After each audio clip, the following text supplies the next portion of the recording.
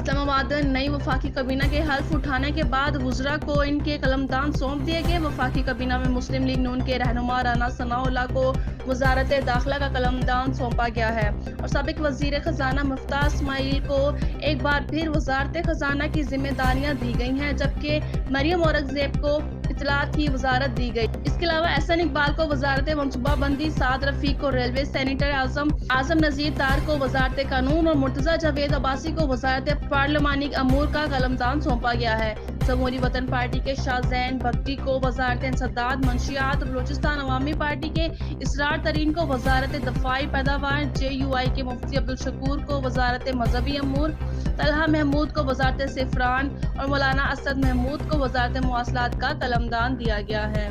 مسلم league کاف کے طارق بشیر چیمہ کو وفاقی وزیر برائے فوڈ سیکیورٹی بنایا گیا ہے اور MQM کے سید امین الحق کو وفاقی وزیر IT ٹیلی کمیونیکیشن کی وزارت دی گئی ہے۔ پیپلز پارٹی کے مرتضیٰ محمود کو وزارت صنعت کا چارج دیا گیا ہے۔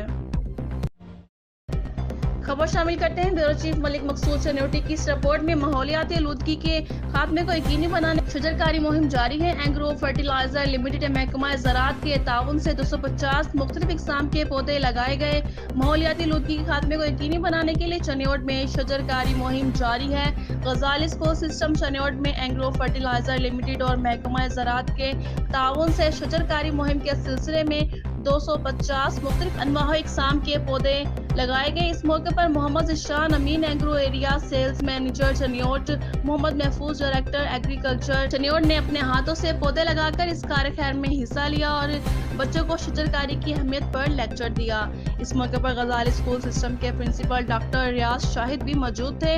انہوں نے اینگرو فرٹیلائزر لمیٹڈ اور محکمہ زراعت کی جانب سے شجرکاری مہم چلانے پر انہیں خراج تحسین پیش کیا۔ مہم میں بچوں کی کثیر تعداد بھی موجود تھی۔ اس موقع پر مقررین نے پودے لگانے، ماحولیاتی آلودگی سے خاتمے کو یقینی بنانے کے لیے اس مہم کو جاری رکھنے کا پیغام دیا ہے۔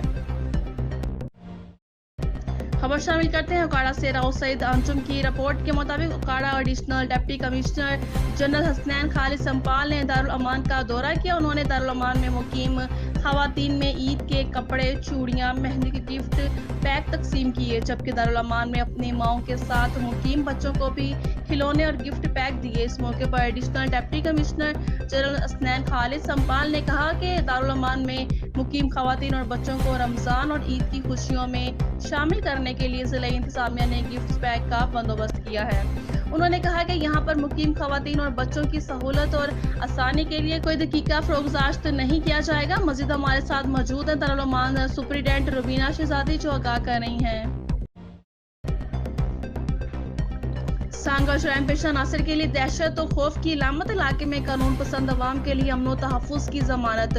دلیر نڈر بہادر پولیس آفیسر انسپکٹر مقصود رضا منگھار ایک بار پھر عوام کے مطالبے پر بطور SHO سانگڑ تعینات کیے گئے۔ سانگڑ سے شہزاد احمد کی رپورٹ کے مطابق سانگڑ کی مختلف شعبہ زندگی سے تعلق رکھنے والے افراد نے ان کی سانگڑ تعیناتی کا خیر مقدم کرتے ہوئے امید ظاہر کی ہے کہ اس بار بھی SHO سانگڑ علاقے کے امن پسند عوام کے لیے ہوا کا ٹھنڈا جھونکا ثابت ہوں گے اور کرائم میں ملوث افراد اور ان کے سہولت کاروں کو قانون کی نکیل ڈال کر سلاخوں کے پیچھے دھکیل کر شہر کو امن کا گہوارہ بنائیں گے۔ SHO سانگڑ نے چارج سنبھالتے ہی اپنے باس SSP سانگڑ ڈاکٹر فاروق علی کی جانب سے ملنے والی ہدایات پر فوری طور پر پولیس کی بھاری نفری کمانڈوز اور مددگار پولیس سینٹر کے انچارج لالا حمید پٹھان کے ہمراہ شہر میں سنیپ چیکنگ کا سلسلہ شروع کرنے کے ساتھ ساتھ رمضان مبارک کے ماہ میں نماز تراویح پڑھی جانے والی مساجد پر سیکیورٹی سخت کر دی گئی ہے۔ شہر کے داخلی خارجی راستوں پر بھی سختی سے چیکنگ کا آغاز کر دیا گیا ہے۔ SHO سانگڑ نے میڈیا نمائندوں سے گفتگو کرتے ہوئے کہا کہ میری اولین ترجیح شہر میں امن و امان کو بحال رکھنا اور عوام کے جان و مال کی حفاظت کو یقینی بنانا ہے۔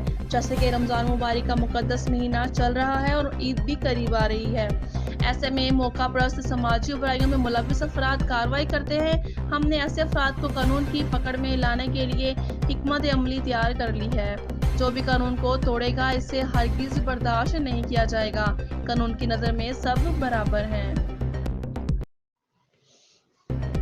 اوکاڑا سے ہمارے بیورو چیف فلاح رکھا بلوچ کی رپورٹ کے مطابق معاشرے کو صاف ستھرا بنانا ہم سب کی ذمہ داری ہے۔ ہماری کوشش ہے کہ ہر گلی کوچے محلے بازاروں کو صاف شفاف بنائیں۔ یہ آغاز ہے، لوگ ہمارا ساتھ دیں، بہت جلد ماڈل قصبہ کے لیے اقدامات کریں گے۔ ان کے خیالات کا اظہار میڈم سائمہ حسن لشاری، صدر انٹرنیشنل ہیومن رائٹس موومنٹ تحصیل رنالہ خورد نے بالا میں گندگی کے ڈھیروں اور گلیوں محلوں کی صفائی مہم کی افتتاحی تقریب سے خطاب کرتے ہوئے کیا۔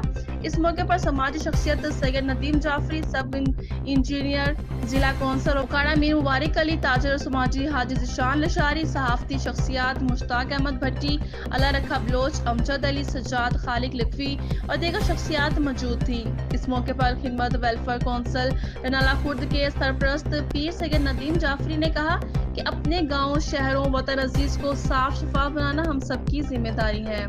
Rashida Bibi welfare organisation Renala Khurd کی صدر میڈم شمع نور نے کہا کہ اپنے ارد گرد کے ماحول کو صاف رکھنا ہم سب کی ذمہ داری ہے۔ انجمن بہبودی خواتین رنالہ خورد کی صدر میڈم سیدہ ذیشان نے کلین پاکستان کے حوالے سے مکمل تعاون کا یقین دلایا۔